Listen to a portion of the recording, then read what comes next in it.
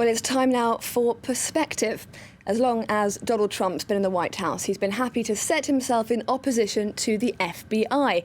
That's everything from his dismissal of its Russia investigation as a witch hunt to his vitriolic takedowns of successive FBI directors. But what about Trump's relationship with the FBI before he entered the world of politics?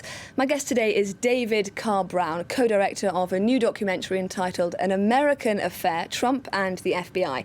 Thank you very much indeed for speaking to us here on France 24 today. Now, before we get talking, I'd like to start by playing a short extract from your trailer.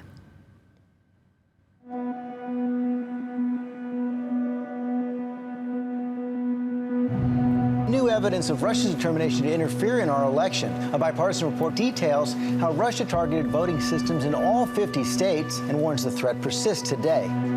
They're doing it as we sit here, and they expect to do it during the next campaign. Somebody comes up and says, hey, I have information on your opponent.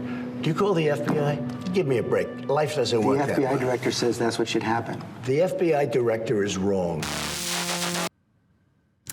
David Carr-Brown, what exactly was it that you wanted to explore in making this film? Well, Fabrizio and I made a history of the FBI on its 100th anniversary. And so I knew a lot of agents, and I knew what the dangers were with a guy like Trump and the conflicts that often happen between presidents and directors of the FBI because of the FBI's double role. So it was quite evident when somebody like Trump, with his very strange past, appears and has to face the investigations of the counterintelligence department of the FBI, something was going to go wrong, because it is their job to vet public officials, amongst other things. I don't think Trump had ever come across this part of the FBI, and it was quite normal that they started to investigate the new president. Now, of course, you do explore in this film how Trump's dealings with the FBI by no means started at the White House. Trump's apparently dodgy dealings going a fair way back, you say?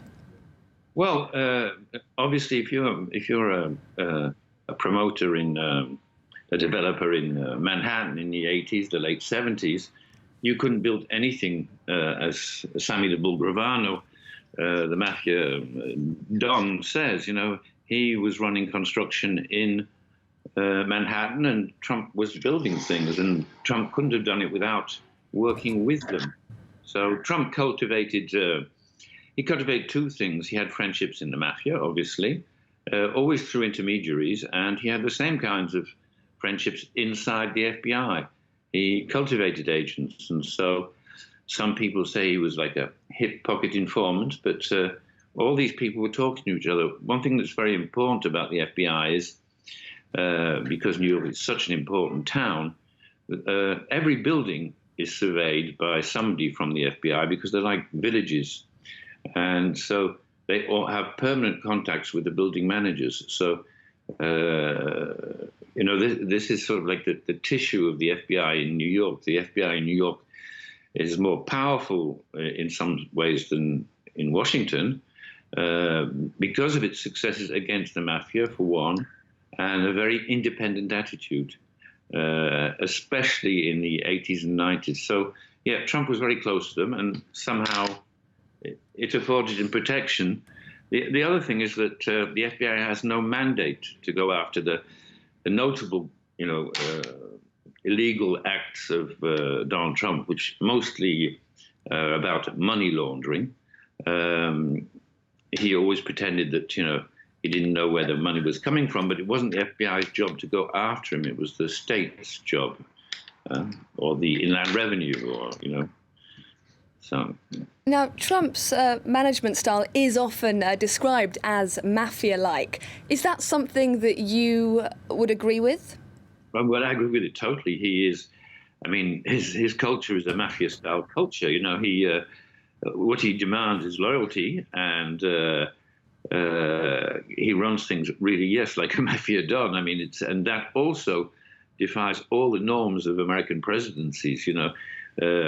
American presidents and the directors of the FBI always had a sort of a relationship. You know, the director of the FBI is appointed for 12 years to avoid political interference. Louis Freeh, for instance, detested Bill Clinton and pursued him right through his presidency.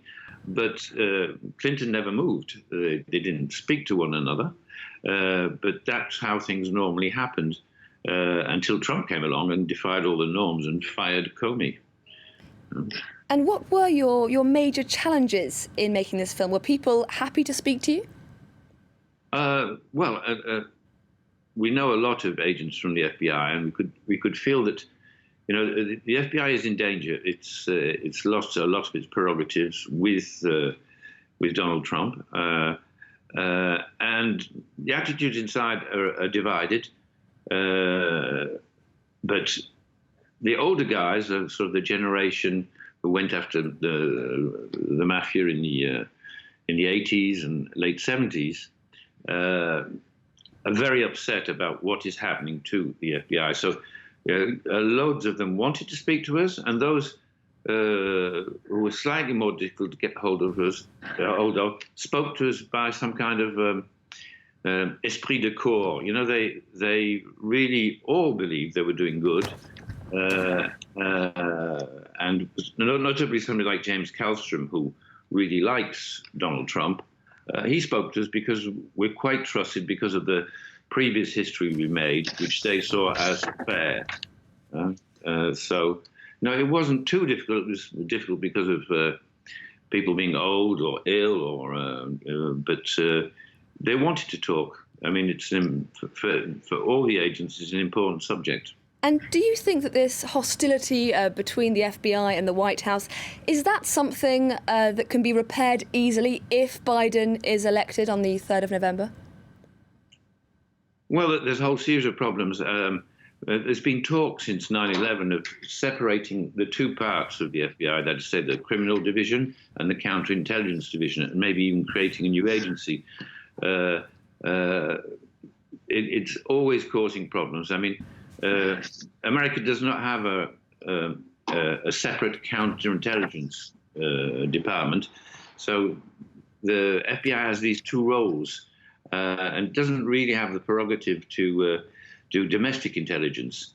So, you know, since 9/11, this has been on the table. So who knows? I think Biden will try and comfort them, but they've got, you know, lots of reorganizing to do to become... David Carr-Brown, I'm so sorry, we do have to leave it there. David Carr-Brown, co-director of a new documentary, An American Affair, Trump and the FBI. Thank you very much for speaking to us here on France 24.